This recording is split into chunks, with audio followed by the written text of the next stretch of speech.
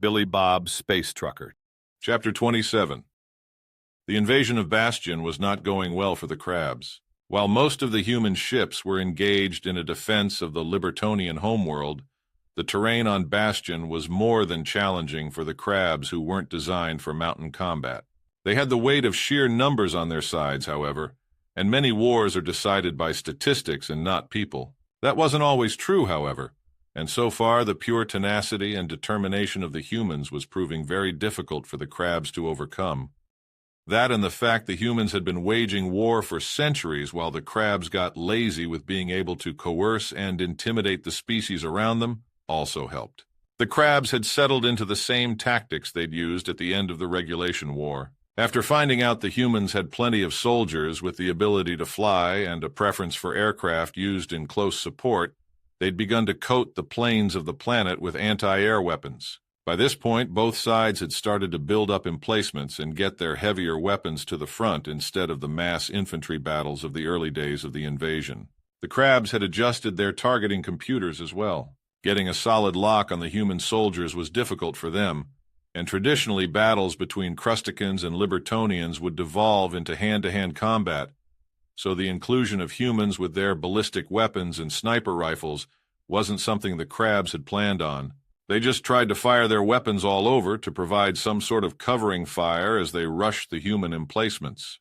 Their armored crawlers supplemented with heavier guns behind their lines. Americans had favored an emphasis on lightning warfare for generations, so this sudden siege warfare with heavy emplacements being established on either side took some adjusting.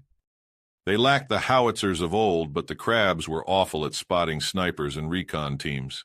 Not to mention the humans holding the high ground made the mass charges of the crabs easier to withstand. Not all the Libertonian cities were in the hills and mountains, however. Finchburg was a very important coastal port, providing access to a massive spaceport and the automated fisheries that would help supply food during the siege. The city was situated at the mouth of a large river just at the base of some foothills. The crabs were unrelenting in their constant assaults, but the humans were holding the city for now. The command center was rocked by another explosion as the crab energy blobs slammed down around their fortifications. A power-suited major was looking at the hollow map in the center of the bunker. The edge of the city was a mass of trenches, foxholes, and bunkers that the humans had hastily built up. The 9th stormtroopers held the center, while the 52nd Marines held the southern portion, and the 67th held the north. Sniper teams from the 5th Recon were in what was left of the buildings at the edge of the city providing support, mostly by blowing holes in the crab officers with anti-material rifles. As the Major examined the information on the map, there was a red bleep on the south. Tapping it, a frantic comm message broadcast over the speakers. Matriarch! They've got a fucking matriarch! The bombardment was clearly an attempt to bog down reinforcements while they made a concentrated push on the south. Fuck that, the Major said simply and walked for the bunker's exit. The forward positions were being overrun again as the Marines tried to hold their ground. Lieutenant Jackson was in an MG nest near the back of the trenches, the gunner in front of him laying out as much fire as he could without melting the barrel of the gun. The crabs had advanced with armored crawlers, using them to absorb most of the fire until the infantry could rush forward into the trenches. Shotguns and submachine guns were proving very effective within the trenches themselves, but they'd also moved forward a matriarch. They were walking tanks, massive in size with multiple claws, and this one was also holding 2 nasty-looking blades to make its close combat potential even deadlier.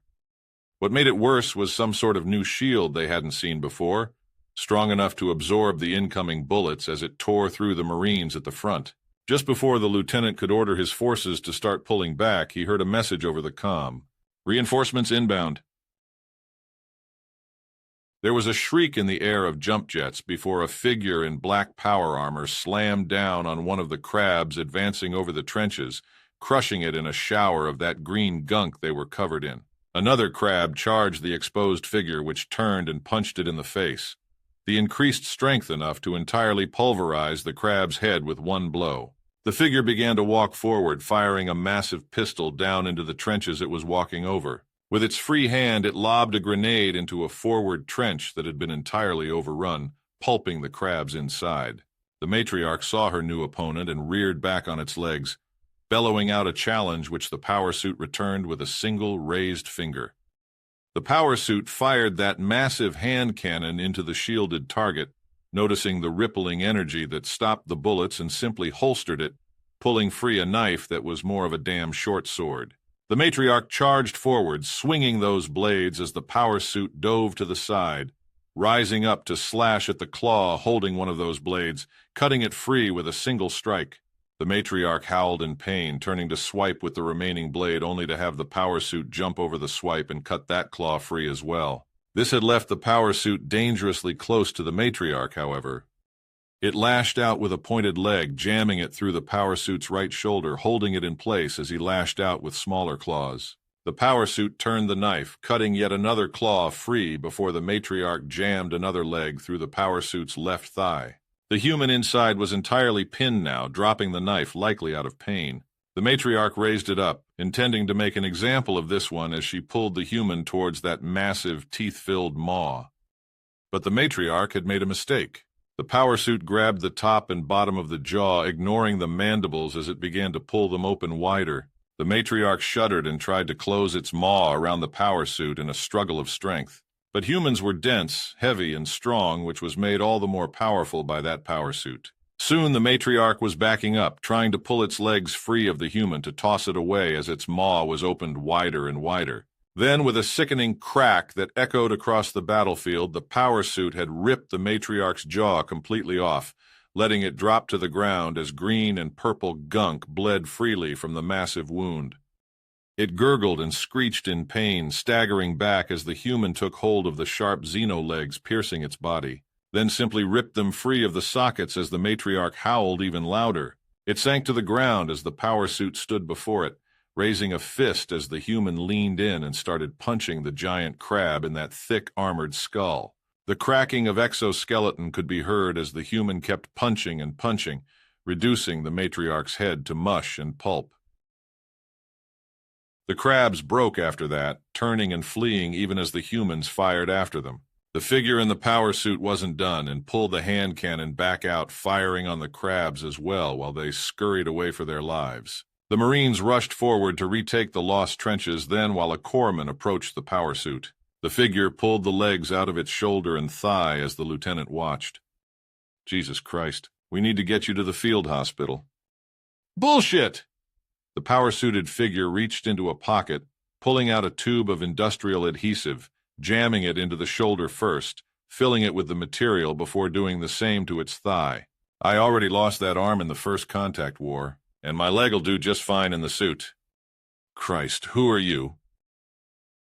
The figure opened the faceplate to reveal a woman's weathered face, one eye clearly cybernetic. Shit. I'm Major Mary Sue, badass mother of Billy Bob's space trucker. What do you mean I've chosen a mate? Billy Bob asked, looking confused as hell while Emily stood next to him, wings extended around her. When she looked at him, he leaned back a bit, seeing some sort of emotion in her eyes he didn't understand. You mean you chose her over me? What? I never said that.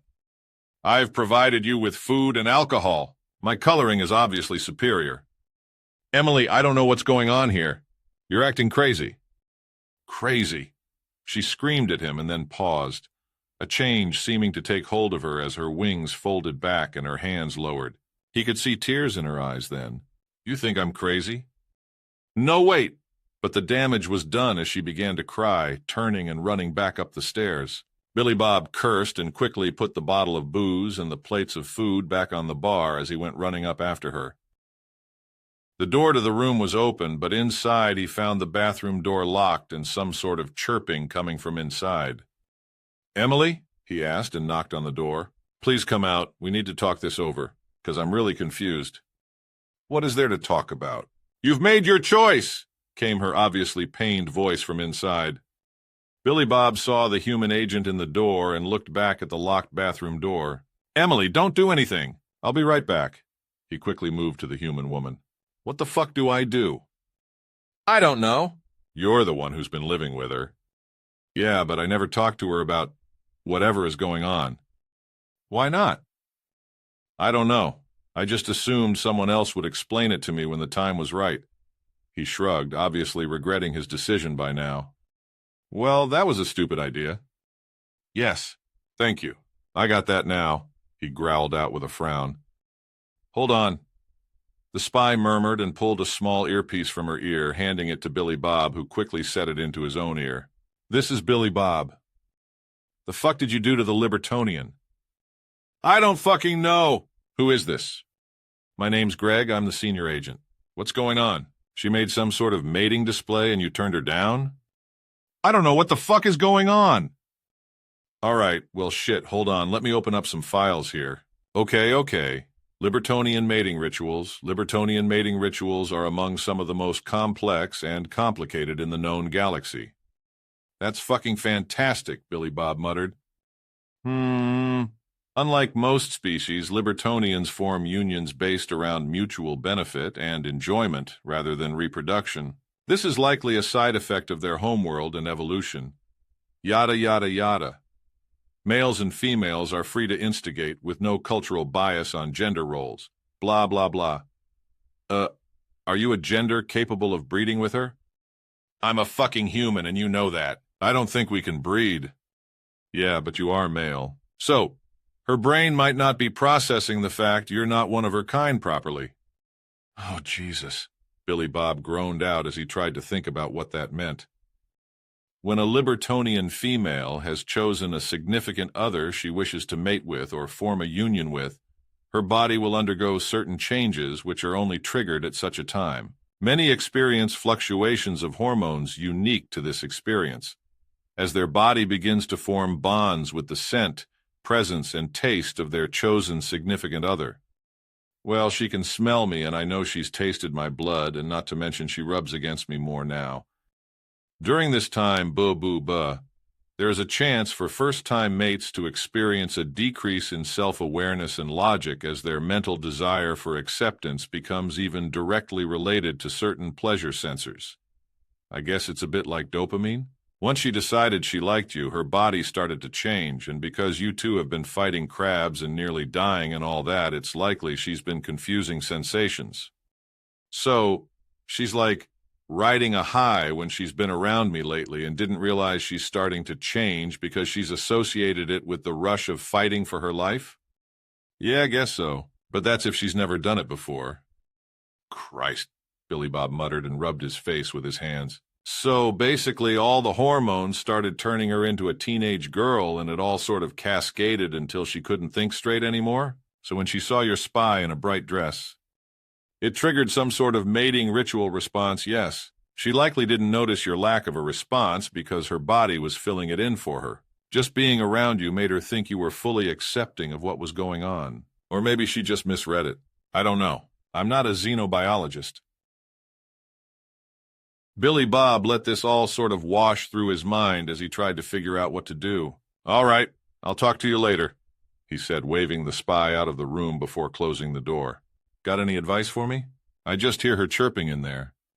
Ah, that's likely the secretive and ancient Libertonian language that's used only in the company of significant others. No information has been provided for translation implants due to the intimate nature of the language and the general isolation of Libertonians for the last few hundred years. Billy Bob thought it over and walked to one of the supply crates he'd brought up from the ship. He opened it up and took out one of the steaks they still had, plus a bottle of gin he'd wanted to save until he could find tonic and limes. He walked back to the bathroom door and knocked. Emily. He heard chirping as question marks scrolled along the bottom of his vision as the translator implant couldn't process it. I don't know what you're saying. I'm not Libertonian, remember? But I brought you meat and alcohol. There was a pause, and then he heard a few more chirps. I still don't know what you're saying, but I have to say, you had better coloring than anyone I've ever seen. It was vibrant and intense and so amazing it confused me. He stood on the other side of the door and heard it unlock before she opened it up. He could see the streaks of tears down her cheeks through the downy feathers. He held up the steak and the gin for her to see. I'm human, so you have to talk in your normal language for me. She blinked for a moment and then hesitantly spoke up. You're providing for me? Yes. He nodded and she reached out to take them, the claws on her hands sinking into the steak through the packaging as the others scratched the glass bottled as he shuddered from the sound. I think we need to sit down and talk. He saw tears well up in her eyes again. You're going to choose someone else? No, no, no, no, no, no, no, no, he quickly said and stepped back, hands spread. But we do need to talk. He motioned towards the seats in the room, and she nodded, slowly moving out of the bathroom and sitting down, holding the steak and the bottle in her lap. Billy Bob took a seat next to her. Am I your first mate? What does that have? She stopped then, and her eyes went wide as she realized why he'd asked that. Oh, shit, she muttered. Yes, and all these emotions lately? And feelings. Oh, my intelligence, God. I've been such an idiot, she exclaimed. Hey, I'm the idiot here. No, I totally forgot. With all the training I had about communication and diplomacy and all that, it was from the basis that everyone in the galaxy hated us. I never thought I'd develop feelings for a Xeno. So when I started to get all sensitive, I forgot you had no idea why. And I nearly killed you, so I was focused on holding back so I didn't harm you with any other normal displays of affection.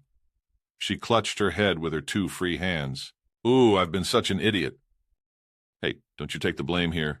I could tell you liked me, but I just figured we'd give it time, 'cause, well, I was terrified after the first time that you'd just kill me if we did anything. And I didn't look into your species at all. I totally should have been more careful about that. And there was something from when I was a kid that sort of, spoiled me on Xeno relations.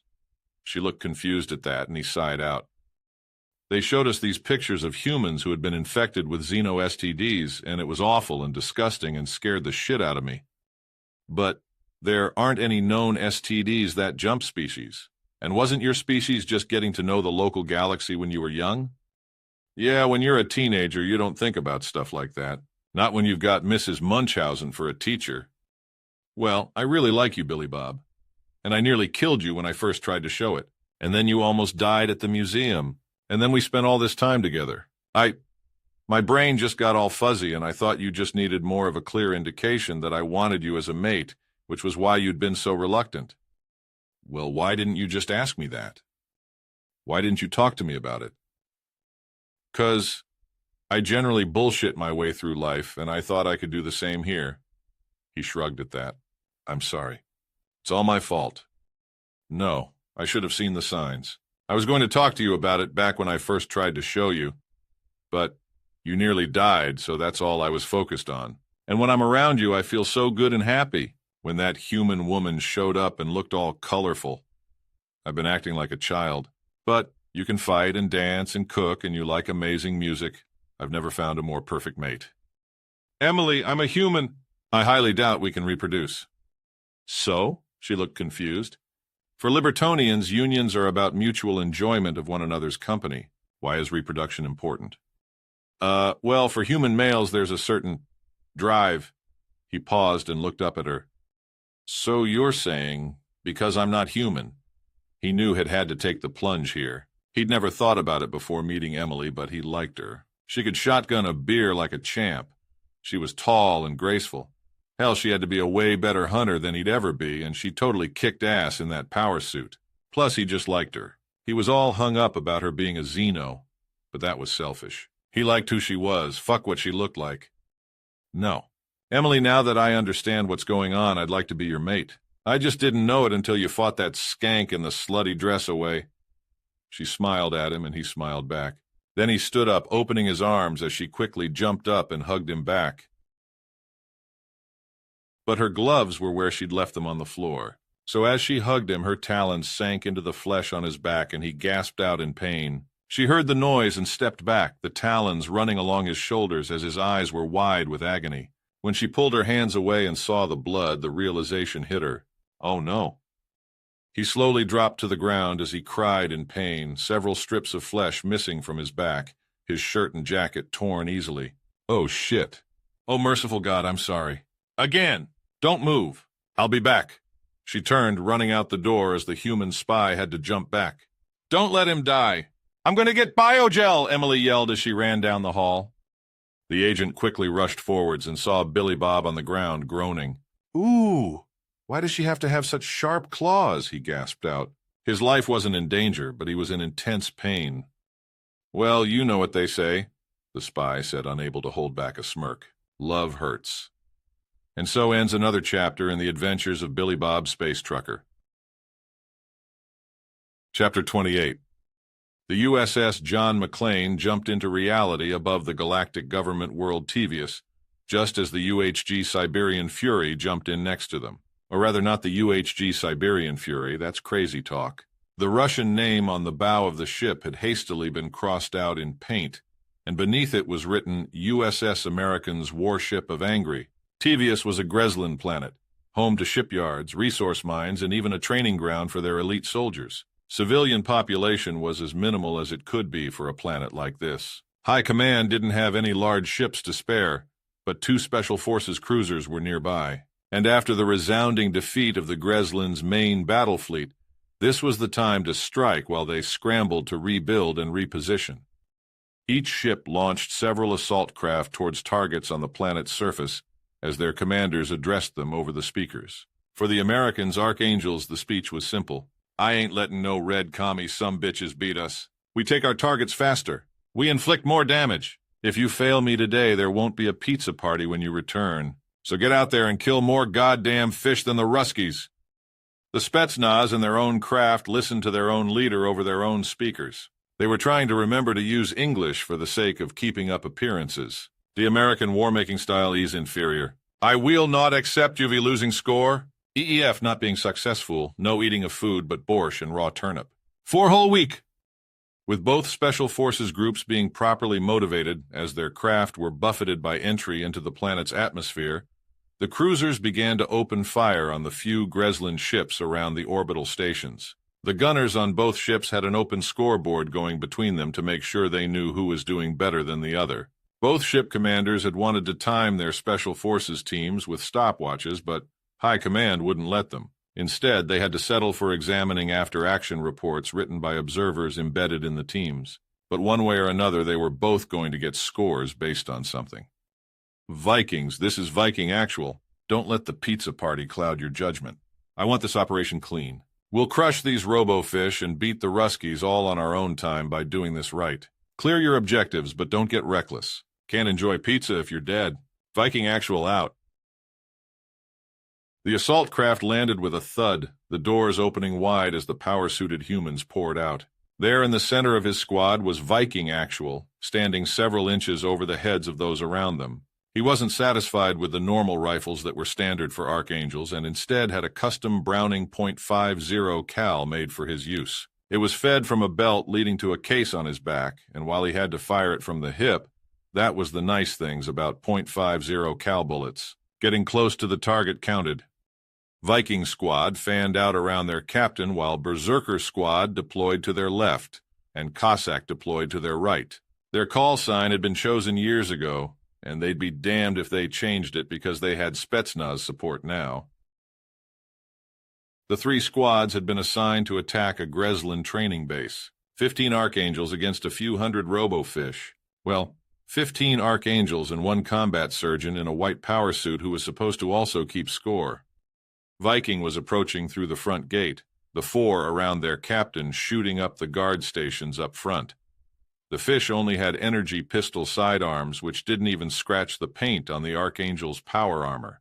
They took up positions on either side of the shot-up guard stations, letting their captain take the lead.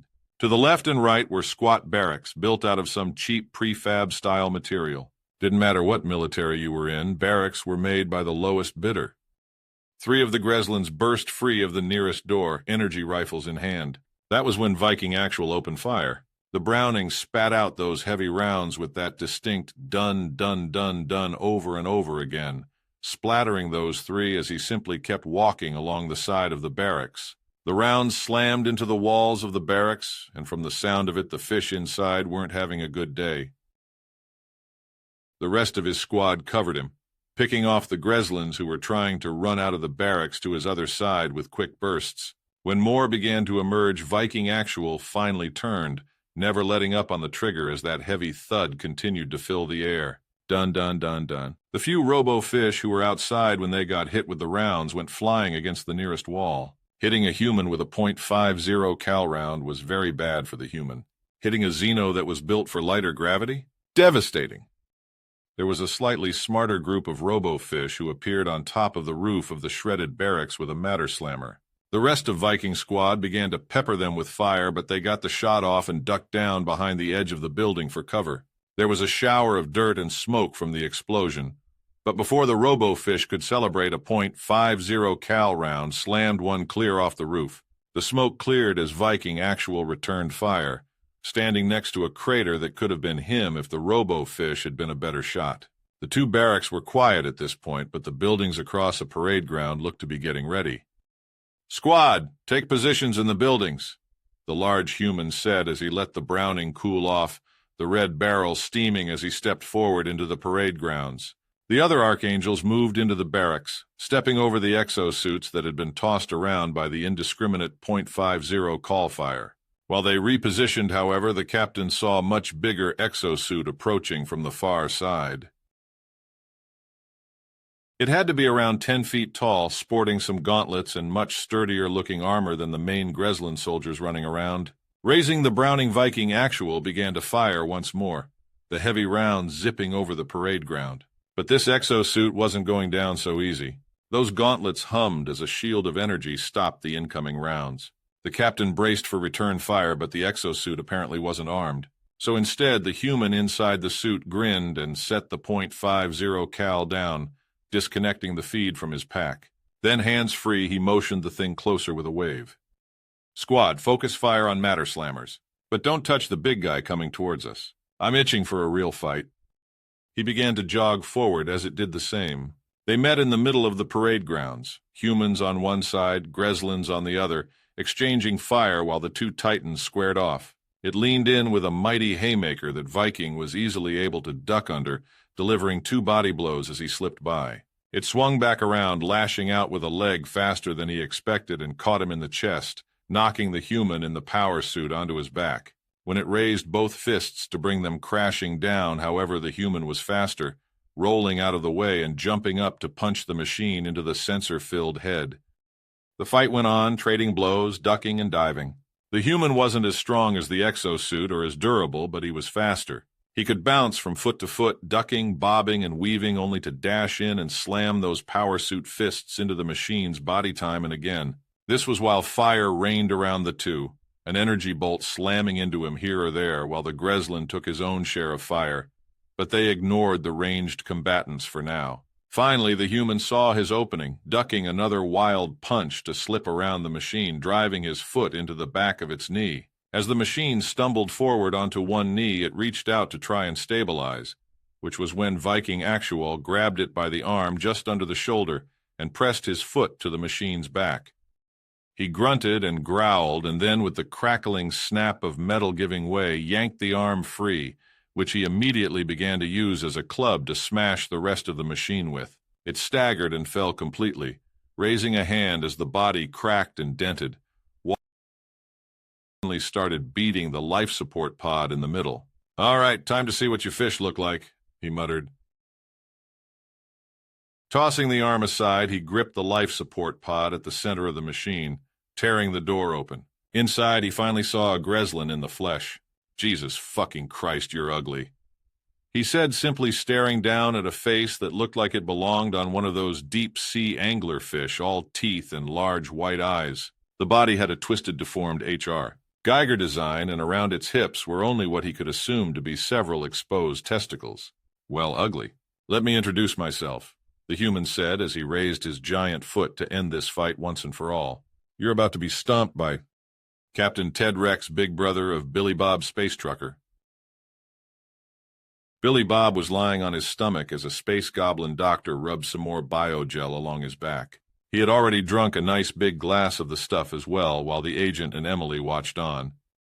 "What is this stuff?" the agent was asking as she watched the clawed chunks of torn flesh on his back start to seal up with incredible speed. "Biogel," Billy Bob said, and then saw Emily place one of her blood claws in her mouth before it came out free. "Hey! Are you eating my flesh?" She jerked in surprise when he yelled that out, and as the agent looked at her as well tried to hide, had hands behind her back. "What? No." "Yes, you were." You don't taste bad." "God damn it, Emily. Don't go getting a taste for my flesh." I was just cleaning my talons. There were pieces of you still stuck to them." She looked as guilty as a cat with feathers stuck to its face. Although she had feathers, he'd need to start updating his sayings. "That isn't helping," he growled out for a moment as she stepped out of his field of vision. "Fine, I'll go wash them off." He was fairly sure she'd just lick them off. He just decided to give this thing a serious go with her, and she was literally eating him alive. "Okay, back to the discussion, however," the agent persisted. "What's biogal?" The doctor, who Billy Bob thought was named Akula but hoped he'd misheard, spoke up. "It's a compound of nutrient-rich gel and very small machines designed to assist healing. In most species, they need the gel for the machines to survive long enough to be effective without taking too much from the host body, since that would defeat the purpose. But you humans are so damn dense and have so much biological material to use, the machines work much faster and for longer than I've ever seen." "What, like nanobots? Those exist?" "Yes. Why wouldn't they?" the space goblin asked as he watched Billy Bob's back heal. "Well, we sort of stopped most AI research after all the suicides." "Your scientists were committing suicide?" he asked, looking back at her. No, the AI were committing suicide. We couldn't create an intelligent machine that was happy with existing because we'd made it for this or that. We couldn't figure out how to keep them from destroying their own hardware or begging us to do it for them. It was miserable. So we stopped the research. "Wait," they heard Emily walking back. "You created intelligent machines? Like ones that could learn and think?" "Yeah." "Do you have any idea how insanely dangerous that is? We've always theorized machine intelligences would become hostile to organic life and try to wipe it out," she said as the space goblin nodded.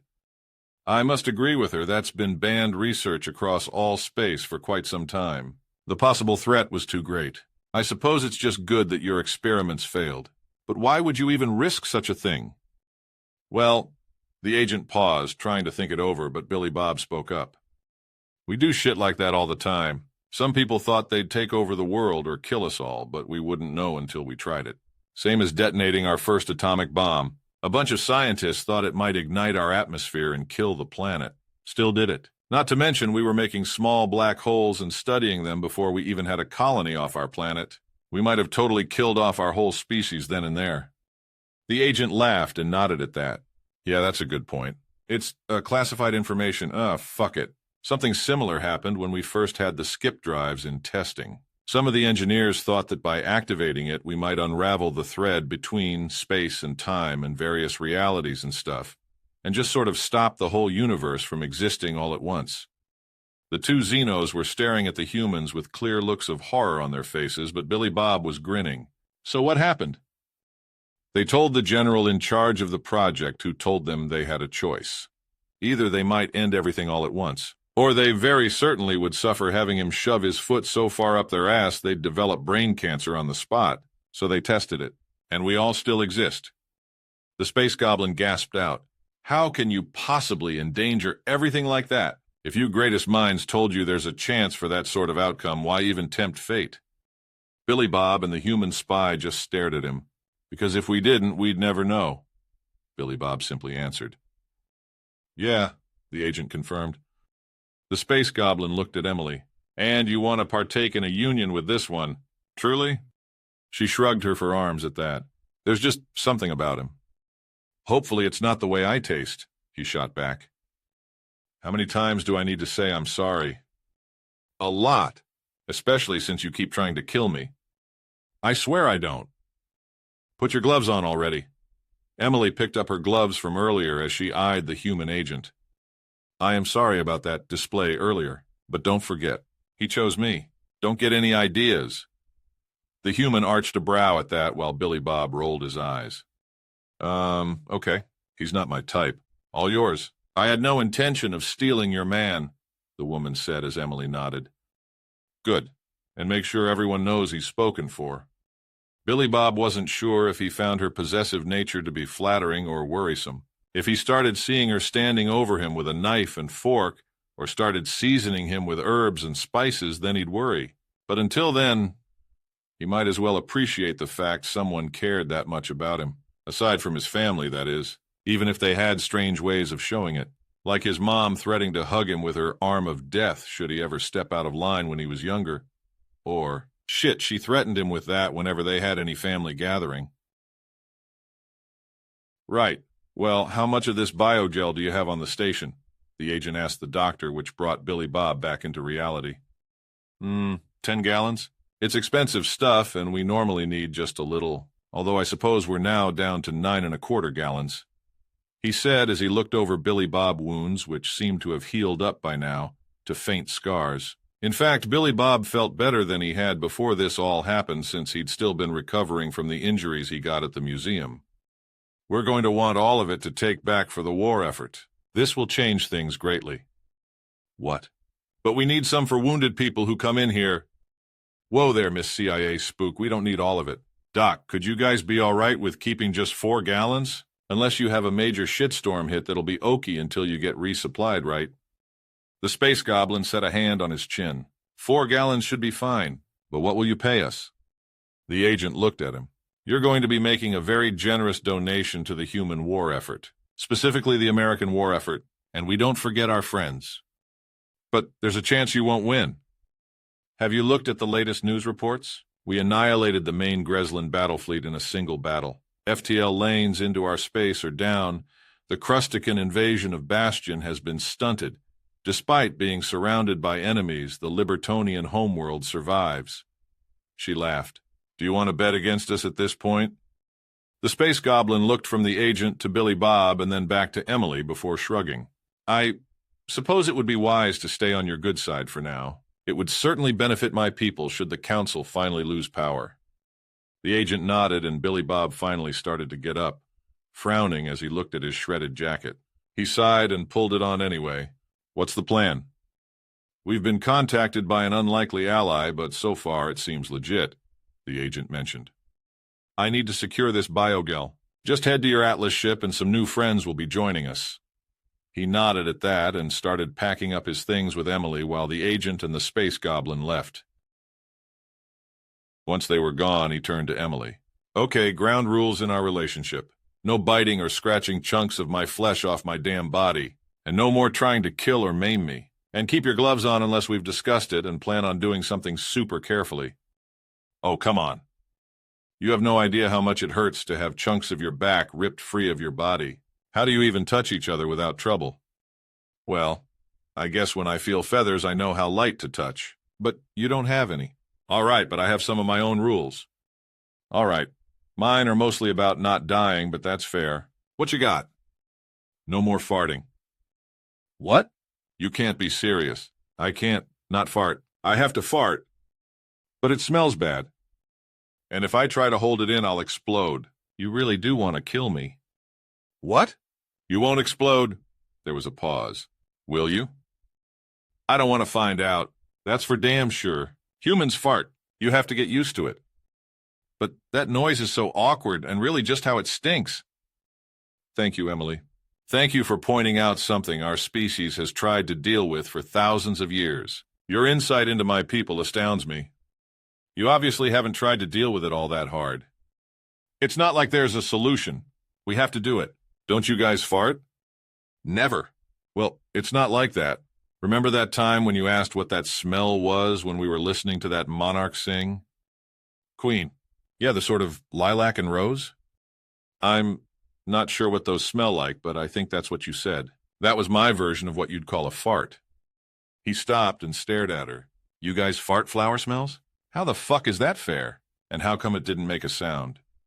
She shrugged. We have small release vents under our armpits.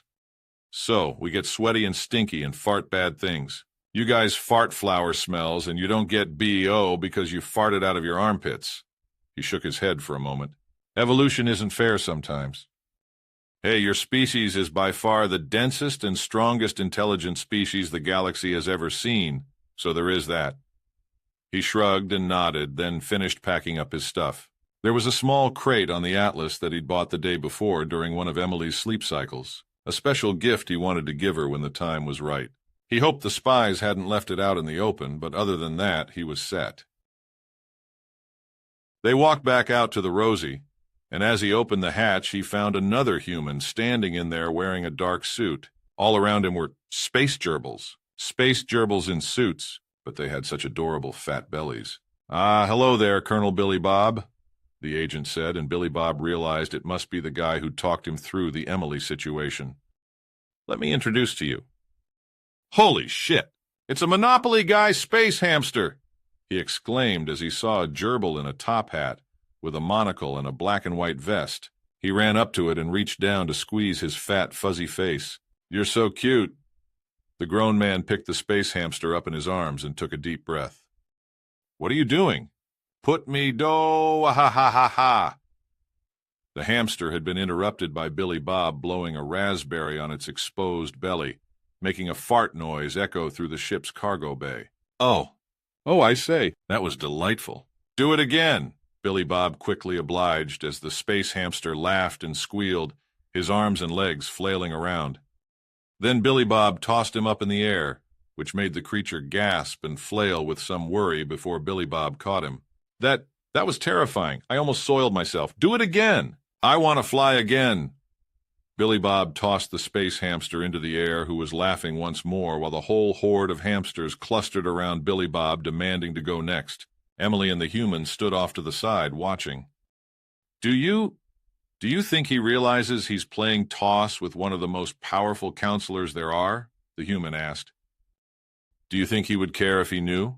Emily simply replied with a wistful smile on her face. In the background, Billy Bob was tossing space hamsters into the air and catching them, every so often giving on a giant raspberry as the fart sound echoed out with squealing and laughter. And so ends another chapter in the adventures of Billy Bob Space Trucker.